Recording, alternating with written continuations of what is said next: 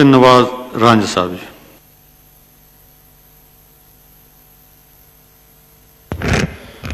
بہت شکریہ جناب اسپیکر. اللہم صلی علی سیدنا و مولانا سیدنا محمد و بارک وسلم وصلو علیہ. جناب اسپیکر، ہمارے ملک میں پارلیمنٹری ڈیموکریسی ہے. پارلیمنٹری ڈیموکریسی میں جناب اسپیکر پارلیمان کی خوبصورتی اس چیز میں ہے کہ ٹریجری بینچز کی پالیسیز کے اوپر اپوزیشن بینچز اعتراض کریں، تنقید کریں. ان کی غلطیاں جو ہیں حکومت کی، ایگزیکٹو کی، ان غلطیوں کو ہائی لائٹ کریں. ان کو وہ وعدے یاد دلائیں جو وعدے 2013 سے لے کے 2018 کے عرصے کے دوران ان کے پارٹی کے چیئرمین اور پارٹی کے قائدین نے پاکستان کی عوام کے ساتھ کیے تھے.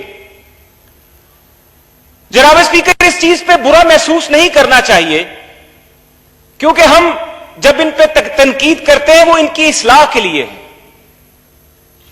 کیونکہ اس اصلاح میں پاکستان کی 22 کروڑ عوام، پاکستان کی 22 کروڑ عوام جس کے ہم پورے پاکستان کے تمام اداروں میں پاکستان کی 22 کروڑ عوام کا ترجمان پارلیمان ہے.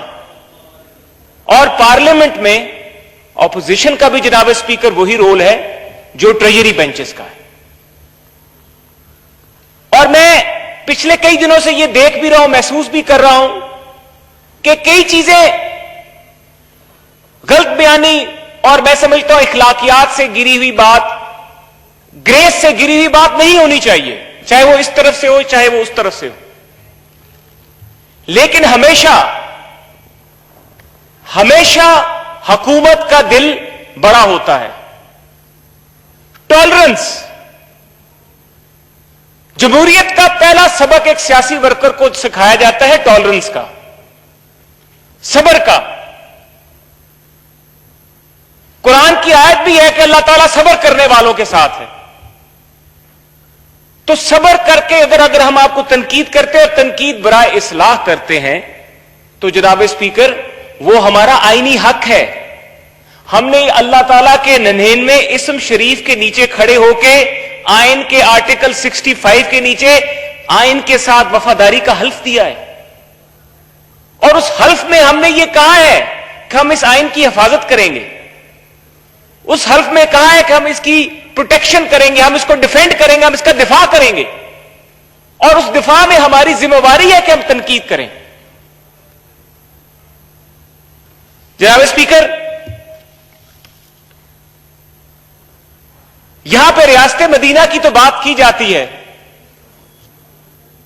ریاست مدینہ ہم سب مسلمانوں کے لیے ایک آئیڈیل سچویشن ہے، اور کوئی مسلمان یہ نہیں چاہے گا کہ پاکستان میں ریاست مدینہ کا کانسیپٹ جو ہے وہ امپلیمنٹ نہ ہو.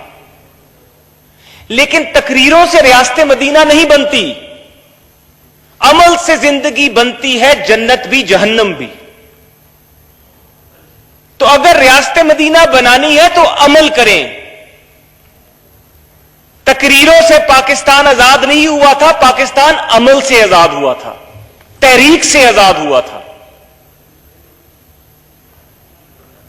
آئی ایم ایف کا جو یہ بجٹ ہے، میں تو اس کو آئی ایم ایف بجٹ کہوں گا، اور موجودہ حکومت گوز ود آؤٹ سیئنگ پچھلے 2 عرصے کے دوران دس از دا 4th budget, this is the 4th budget of the present government.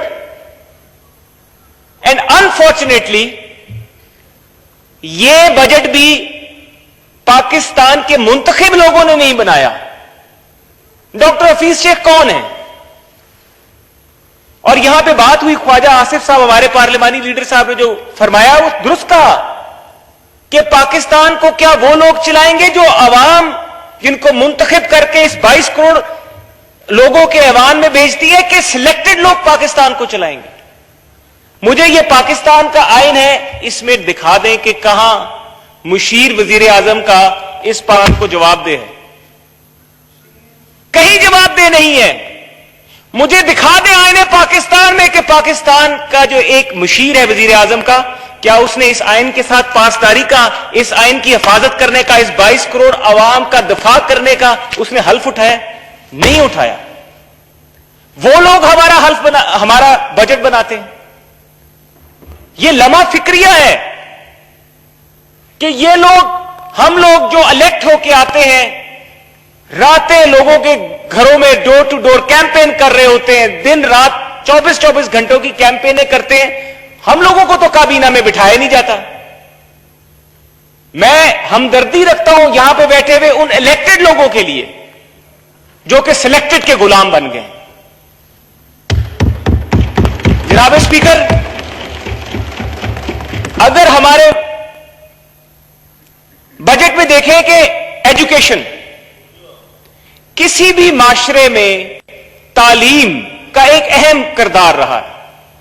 تعلیم کا بجٹ جو کہ ہماری نواز شریف کی 90 ارب تھا، اس کو ہم سکویز کر کے 77 اور پھر 83 تک لے کر آئے، تو تعلیم کے بارے میں ہائر ایجوکیشن کا جو بجٹ ہے، اگر ہم اس کو دیکھ لیں تو وہ بھی کم ہوا، وہ بھی 35 ارب سے 30 پہ آیا۔ قائد اعظم، جناب اسپیکر، جن کی یہ تصویر آپ کے اور ہم سب جن کو مخاطب کر رہتے ہیں، ہمارے قائد ہیں، قائد ملت ہیں، قائد اعظم نے کیا فرمایا تھا اپنے صدارتی خطاب میں، جو انہوں نے پنجاب مسلم فیڈریشن کے ایک اجلاس سے خطاب کرتے ہوئے تعلیم کے بارے میں کہا؟ There are at least 3 main pillars which go to make a nation worthy of possessing a territory and running the government. One is education. Without education, you are in the same position as we were in this pandal last night in darkness. With education, you will be in the same position as you are in this broad daylight. Next, no nation and no people can ever do anything very much without making themselves economically powerful in commerce, trade and industry. تو ہم نے تو اپنی تعلیم کا ہی گلا گھونٹ دیا۔ اس قوم کا، وہ قومیں ترقی نہیں کرتی، نبی صلی اللہ علیہ وآلہ وسلم نے فرمایا تھا کہ علم حاصل کرو چاہے چین جانا پڑے۔ تو اگر ہم نے اپنے ایجوکیشن کا ہی گلا دبا دیا، اس کا بجٹ سکویز کر دیا، میں سمجھتا ہوں کہ یہ بہت بڑی زیادتی ہے۔ صحت کے شعبے میں بھی یہ ہوا۔ میں ایک آپ سے گزارش کروں گا کہ ایک کمیشن بنائیں، میں اس پہ بھی آؤں گا کہ میرا مطالبہ ہے کہ غلط اعداد و شمار دینا اس ایوان میں اس آئین کے ساتھ غداری ہے، جس کا حلف اٹھا کے، اسی لیے تو میں کہتا ہوں پاکستان کو سلیکٹڈ لوگوں سے بات چلوائیں، کیونکہ انہوں نے آئین کے ساتھ پاسداری کا حلف ہی نہیں اٹھایا، وہ ہمارا بجٹ بنا رہے ہیں۔ اگر وہ غلط اعداد و شمار دیں گے تو ان کو کہاں پہ ہم جا کے پکڑیں گے؟ آپ کو، مجھے تو پکڑا جا سکتا ہے، ہمیں تو پاکستان، ہمارا اوڑھنا بچھوڑنا جائیدادیں سب کچھ پاکستان میں، تو ہم ان لوگوں کے ذریعے اپنے بجٹ مت بنوائیں جو چیٹ کریں اس ہاؤس کو، جو اعداد و شمار کو چھیڑیں۔ جناب اسپیکر، سی پیک،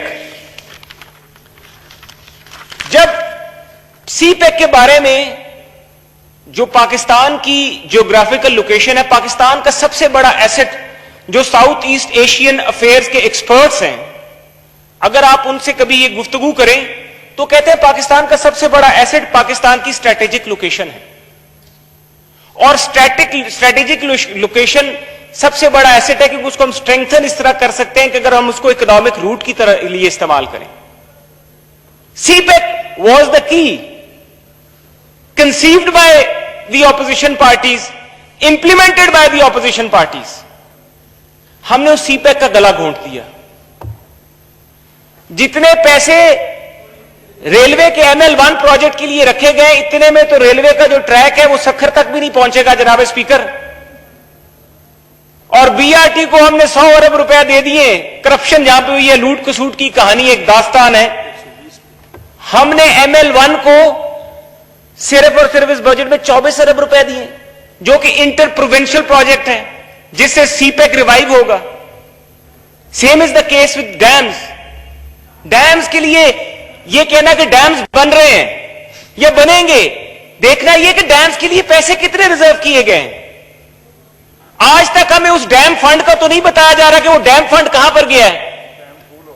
وہ ڈیم پھول ہو گیا ہے, اور وہ ڈیم فنڈ اکٹھے کرنے والے جو لوگ ہیں آج وہ کہاں ہیں, اور وہ ڈیم فنڈ کا پیسہ کہاں پر گیا ہے جو کہ ڈیم بنانے کے مقصد کے لیے اس قوم سے لیا گیا. میرا مطالبہ ہے اس کے اوپر بھی کمیشن بننا چاہیے پارلیمانی, جو یہ دیکھے کہ وہ اربوں روپے جو اکٹھے کیے گئے پوری دنیا میں, پیسے کہاں پر گئے.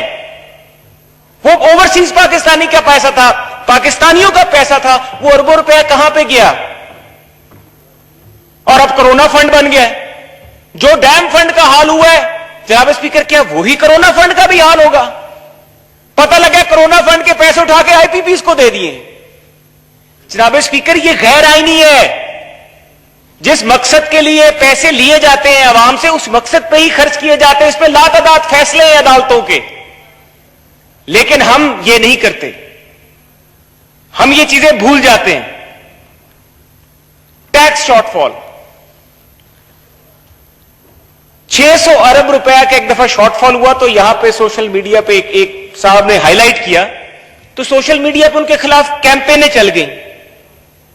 ٹیکس شارٹ فال ہمارا کہاں سے کہاں پہنچ گیا, اور ہم اس کو تسلیم نہیں کر رہے. ٹیکس شارٹ فال کی ایک سمری ہمارے پاس یہ موجود ہے. یہ جو فیڈرل بجٹ کی بجٹ ان بریف ہے, اس کے پیج نمبر 9 پہ پتہ لگتا ہے ہمارا انکم ٹیکس جو ہے اس میں ہزاروں اربوں روپوں کا کمی واقع ہوئی ہے. کیپٹل ویلیو ٹیکس میں ہوئی ہے, سیلز ٹیکس میں ہوئی ہے, فیڈرل ایکسائز ڈیوٹی میں ہوئی ہے, کسٹم ڈیوٹی میں. کون کون سے ہیڈ کی بات کروں جہاں پہ ٹیکس کا شارٹ فال ہے. ہماری GDP جو ہے جناب اسپیکر مائنس میں. آن گاڈز گرین ارتھ نیور لسن دس کہ کسی ملک کی GDP مائنس میں چلی جائے. 5.8 پہ نواز شریف چھوڑ کے گیا, جس کو یہ کرپٹ کہتے ہیں. وہ نواز شریف 5.8 پہ چلا گیا, یہ اب اس کو -2 پہ لے کر آئے. -4 پہ ابھی مانا ہوا ہے, یہ -4 بھی نہیں ہوگا جناب اسپیکر, یہ -2 پہ آئے گا. میری تو دعا ہے, ہم تو دعا کریں گے کہ پاکستان کی عوام کا بھلا, کیوں نہ یہ اچھی فگرز دیں, اچھے سکورز دیں, ڈیلیور کریں. کیونکہ 22 کروڑ عوام کا فیصلہ نا, پاکستان کی عوام کا بھلا ہو جس سے بھی ہو, پر بھلا تو ہو.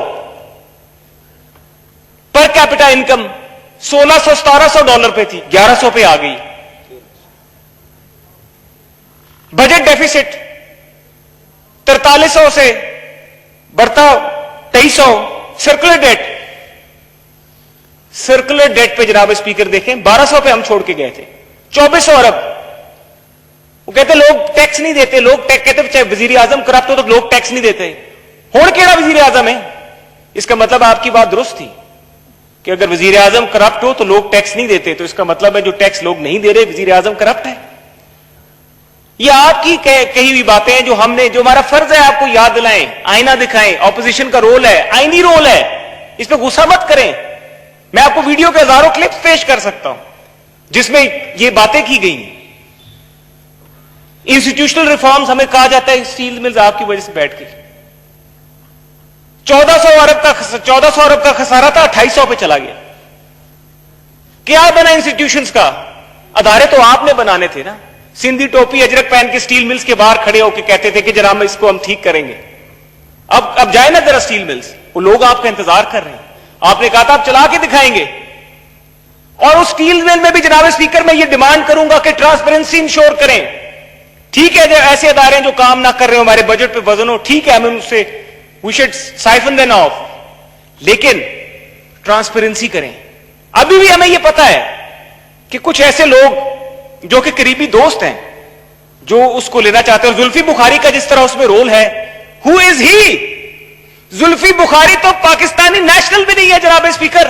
he is a British national. he is under oath of loyalty with the Queen, not under the oath of loyalty with Pakistan or with this constitution of Pakistan. ہم نے اس بندے کو ان کمیٹیز میں بٹھا دیا ہے جو پاکستان کا شہری بھی نہیں ہے, جس نے حلف بھی نہیں اٹھایا پاکستان سے وفاداری کا. آپ کی طرح میری طرح نہیں ہے, ہم ڈھونڈیں گے. اس پہ جناب اسپیکر میں زراعت پہ بھی بات کروں گا. یہ ٹڈی دل جو یہ جب شروع ہوا تو پچھلے سال کی تقریریں نکالنے آن ریکارڈ ہے, جب کہا جاتا تھا کہ اسپرے کر دیں, جب عمان سے چلتی ہے تو پتہ چل جاتا ہے کہ عمان سے چل پڑی ہے ٹڈی, اور آئے گی بلوچستان کے راستے سے ہوتی, ایران سے, مڈل ایسٹ سے ہوتی پاکستان آئے گی, اور جن جن صوبوں میں جائے گی سب کو پتہ ہے. وہ کم از کم وہ ٹائیگر فورس ادھر بارڈر پہ کھڑی کر دیتے, ویلی جو پھر رہی ہے ٹائیگر فورس, اسے ٹڈیاں بگوا دیتے. لیکن وہ جو ٹڈی دل ہے وہ 10 کروڑ 15 کروڑ 20 کروڑ کے بجٹ سے وہ ٹڈی دل کا خاتمہ ہو سکتا تھا اس وقت. دیکھیں جناب اسپیکر, یہ اللہ کا امر ہے, اور میرا یقین ہے کہ اللہ تعالیٰ کا جو اللہ تعالیٰ کا پروگرام اور پلان ہوتا ہے وہ سب پلان سے بڑا ہوتا ہے. یہ ٹڈی دل کیوں نہیں جا سکی بلوچستان میں, برف باری ہو گئی, یہ واپس جاتی ہے. وہ چولستان میں رہی, اس نے انڈے دیے. 1 سال یہاں پہ لوگ روتے رہے, پیٹتے رہے کسان. سندھ گورنمنٹ رولا ڈالتی, شور کرتی رہی کہ واپس اسپرے کریں. کمبائنڈ ایفرٹ کے ساتھ کام کیا جا سکتا تھا لیکن نہیں کیا گیا, اور وہی کیا اس کا رزلٹ نکلا کہ 200 ارب روپے کی پاکستان کی زراعت کو نقصان پہنچا ہے. پاکستان میں قحط پڑ سکتا ہے. یہ ایک سیریس ایشو تھا. کسانوں کے لیے کیا رکھا اس بجٹ میں؟ کبھی اولے پڑ رہے ہیں, کبھی طوفان آ رہے ہیں. وہ میرے بھائی سیال صاحب 2 نمبر سپرے کی بات کر رہے ہیں, میں کہہ رہا ہوں جو تو گورنمنٹ ہی 2 نمبر ہوئے تھے, پھر کیا بنے گا ادھر باقی کام؟ آپ سپرے کو رو رہے ہیں. جناب اسپیکر, یہ وہاں پہ اللہ کے عذاب آتے ہیں جہاں پہ کسی کا حق مارا گیا ہو. اور میرا یقین ہے اس چیز میں کہ جب بھی آپ کسی حقدار کا حق ماریں گے وہاں پہ برکت نہیں ہوگی. جناب اسپیکر, جب سے موجودہ گورنمنٹ آئی ہے, چاہے کپاس ہو, گندم ہو, کوئی بھی فصل ہو, گنا ہو, آپ اٹھا کے دیکھ لیں زراعت کا گراف ڈاؤن ہے. اللہ تعالیٰ نے برکت لے لی ہے. یہ برکت وہیں سے جاتی ہے جہاں پہ کسی حقدار کا حق مارا گیا ہو. جناب اسپیکر, پورے ایک تو قائد اعظم کو ہم قائد ملت کہتے ہیں. جب سے موجودہ حکومت آئی ہے, موجودہ وزیر اعظم آئے, میں ان کو کہوں گا یہ تو قائد قلت ہیں. قائد ملت تو سوال, وہ تو عظیم ہستی ہے وہ جو اوپر بیٹھی ہے, لیکن قائد قلت جب سے آئے پاکستان میں کون سی چیز ہے جو مل رہی ہے؟ کھاد سے لے کے پیٹرول سے لے کے دوائیوں تک ہر چیز جو ہے وہ مسنگ ہے. ہمارے سب سے زیادہ میں سمجھتا ہوں کہ اس طرح آج ہم اسمبلی کے اجلاس میں اپنی سب اپوزیشن میں بھی بیٹھے لوگ, ٹریجری میں بیٹھے لوگ لائف ایٹ رسک کر کے آئے. آپ کی بڑی مہربانی, اسپیکر صاحب کی بہت مہربانی کہ لائف ایٹ رسک ہے.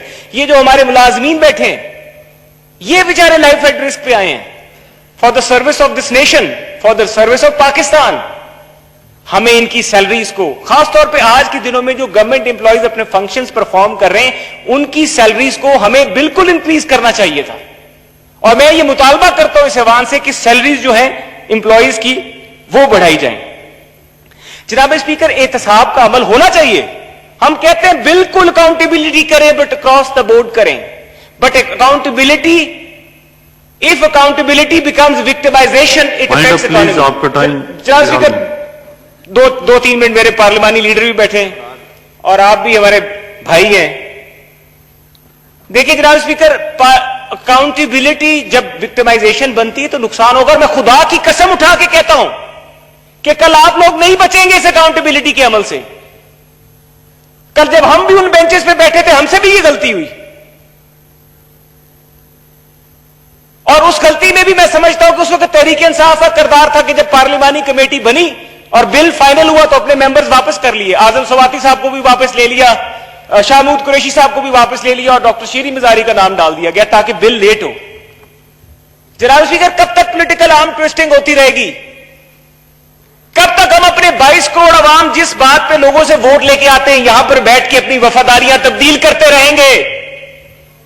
یہ وفاداریاں تبدیل کرنے کا عمل, اپنے آئین کے حلف کے خلاف جانے کا عمل, اللہ تعالیٰ کے 99 نام کے نیچے کھڑے ہو کے جھوٹ بولنے کا جو عمل ہے کب تک جاری رہے گا؟ نواز شریف, शहबाज शरीफ, हमजा शहबाज, मरियम नवाज, शाहिद खाकान अब्बासी, लंबी फहरिस्त है, एहसन इकबाल। कुछ भी नहीं मिला तो 15 किलो हेरोइन डाल दी। कभी इतना भी जुल्म हुआ है? अल्लाह की लाठी बेआवाज है, अल्लाह से भी डर खत्म हो गया क्या? साद रफीक, सलमान रफीक, कामरान माइकल, फवाद अहमद, आहा चीमा, हाफिज नुमान, और जनाब स्पीकर इंटरेस्टिंगली 80% लोग हैं मेरे समेत जिनको नैब के नोटिस सर्व हुए हुए, इंक्वायरीज भुगत रहे हैं। डराया जाता है इस ऐवान में आने से पहले, हक की बात करने से पहले, सच बोलने से रोका जाता है। कब तक हम इन जुबानों को बंद कराएंगे? कब तक हकीकत पे पर्दा डालेंगे जनाब स्पीकर? मुझे तो आज वो एक शेर याद आ रहा है, बोल के लब आजाद है तेरे, बोल जुबान अब तक तेरी है, बोल ये थोड़ा वक्त बहुत है, जिस्म जुबान की मौत से पहले, बोल के सच जिंदा है अब तक, बोल जो कुछ कहना है कह ले। मैं तो जनाब स्पीकर इसमें यकीन रखता हूं, अपने आइन के साथ वफादारी का, आइन की बालादस्ती का, रूल ऑफ लॉ का मैं जिक्र करता रहूंगा, उसकी जंग लड़ता रहूंगा। और मैं ये आप मेरे सारे मुंतखब लोग मेरे भाई, मैं एहतराम करता हूं, आप उस अमल में से ना गुजरे जिसमें से हम लोग गुजर के आए। मेरा एहतसाब ये दूसरी नस्ल का एहतसाब हो रहा है। पहला एहतसाब मुशर्रफ के दौर में हुआ, 2 साल मेरे वालिद को जेल में रखा गया। अब दूसरी नस्ल का एहतसाब शुरू हो गया। कसूर क्या है? आइन की बात करते हैं, आइन की बालादस्ती का बात करते हैं, वफादारी की बात करते हैं, जमहूरियत की बात करते हैं। ये कब तक अमल रहेगा? खैबर पख्तूनख्वा में एक एहतसाब ब्यूरो बना था जनाब स्पीकर, ये केस है, आपको मैं बता रहा हूं। खैबर पख्तूनख्वा के एहतसाब ब्यूरो के चेयरमैन का लेटर कब तक छुपेगा? हम तो कोशिश करेंगे कि यहां से कोई इंतकाम की उस गुस्से में ना आए। एहतसाब ब्यूरो केपीके का चेयरमैन, जनाब स्पीकर मुझे थोड़ा सा ये आपकी भी बेहतरी है, ये इस अवान की बेहतरी है कि हम कानून साजी करें। बीआरटी का प्रोजेक्ट देख लें, मालम जबा का प्रोजेक्ट देख लें, ग्रेनाइट की माइंस का प्रोजेक्ट देख लें, बिलियन ट्री का प्रोजेक्ट देख लें, शुगर स्कैम देख लें। जहांगीर तरीन तो हमने बाहर भगा दिया। मेडिसिन, अकरम कियानी, आमिर कियानी साहब से मिनिस्ट्री तो ले ली, क्या बना उस इंक्वायरी का? वो पड़ी हुई इंक्वायरी कंप्लेंट वेरिफिकेशन की स्टेज में। दवाइयां पाकिस्तान में रुपए रुपए महंगी होगी, लेकिन आप ठीक है, जिसने करप्शन की वो भुगते, लेकिन इसको एहतसाब को, अमल को इंतकाम की तौर पे ना इस्तेमाल करें, क्योंकि कल जनाब स्पीकर ये फंदा हर जमहूरी तौर पे इलेक्टेड आने वाले बंदे के गले के खिलाफ, गले में पड़ेगा। जनाब स्पीकर बस एक मैं अब खत्म करता हूं, मैं एनएफसी अवार्ड पे बात करना चाहूंगा। जनाब स्पीकर, हुकूमत पाकिस्तान 12 मई 2020 को एक नोटिफिकेशन करती है, यह गैर आईनी नोटिफिकेशन है। मुशीर का लफ्ज इस पाकिस्तान की आइन की किताब में नहीं है। क्या हमने ये पाकिस्तान आइन के मुताबिक चलाना है, या हमें फैसला करना होगा कि क्या हमने जो इस आइन से वफादारी का, इन 99 अल्लाह के नाम के नीचे खड़े होकर हलफ दिया कि हम आइन के मुताबिक इस मुल्क को चलाएंगे? क्या हम अल्लाह ताला की वो बात जो कही हुई है कि झूठे पे लानत, क्या हम वो लानत लेना चाहते हैं और ये हलफ की खिलाफ वर्जी करना चाहते हैं? इस आइन में कहीं नहीं लिखा कि मुशीर नेशनल फाइनेंस कमीशन का मेंबर होगा। इस आइन में नहीं लिखा हुआ कि मुशीर नेशनल फाइनेंस कमीशन की चेयरमैन होगा। वही तो मैं रोता हूं, मैं वाइंड अप कर रहा हूं जनाब स्पीकर, ये बहुत अहम मसला है। ये हमने वो तमाम चीजें नेशनल फाइनेंस कमीशन में सूबों से छीनने की कोशिश की है जो कॉन्स्टिट्यूशनल स्कीम अलाउ नहीं करती। जो मसाइल हम एनएफसी के थ्रू जो इस नोटिफिकेशन में हमने डाल दिए, वो काउंसिल ऑफ कॉमन इंटरेस्ट में है। मुश्तरका मुफादात काउंसिल का कितना इजलास हमने बुलाया? हर हुकूमत के ऊपर 90 दिन में एक इजलास बुलाना जरूरी है जनाब स्पीकर। जब से मौजूदा हुकूमत आई है, 2018 में सिर्फ एक इजलास बुलाया गया, 2019 में एक इजलास बुलाया गया, और 2019-20 में अभी तक इजलास ही नहीं बुलाया गया। शुक्रिया। क्या ये आइन की खिलाफ बोले दें? सूबों को साथ लेके फैसला करें। सूबे वफाक की इकाइयां हैं। क्या हमने 71 से सबक नहीं सीखा? کیا ہم نے ابھی ماضی سے سبق نہیں سیکھا؟ یہ 73 کا آئین اس لیے بنایا تھا کہ 71 میں ہم سے غلطی ہوئی تھی. یہ چیزیں اس کے بیچ میں اس لیے ڈالی گئی تھی، مشترکہ مفادات council, national economic commission, national finance commission, تاکہ سب مل کے بھائی اکٹھے فیصلہ کریں. تھینک یو جی. لیکن جناب اسپیکر بس میں اب وائنڈ اپ کرتا ہوں کہ اللہ تعالیٰ نے آپ کو اگر جو ہمارے تحفظات اس الیکشن پہ، اس رزلٹ پہ، لیکن آپ کی ذمہ داری ہے کہ آئین کے مطابق پاکستان کو چلائیں، آئین کی بالادستی کریں. کل یہ آئین آپ کا محافظ ہوگا. اگر آج اس آئین کی بالادستی نہیں کریں گے تو یہ آئین آپ کا سب سے بڑا دشمن ہوگا. میں اسی الفاظ سے اجازت چاہوں گا. Thank you G.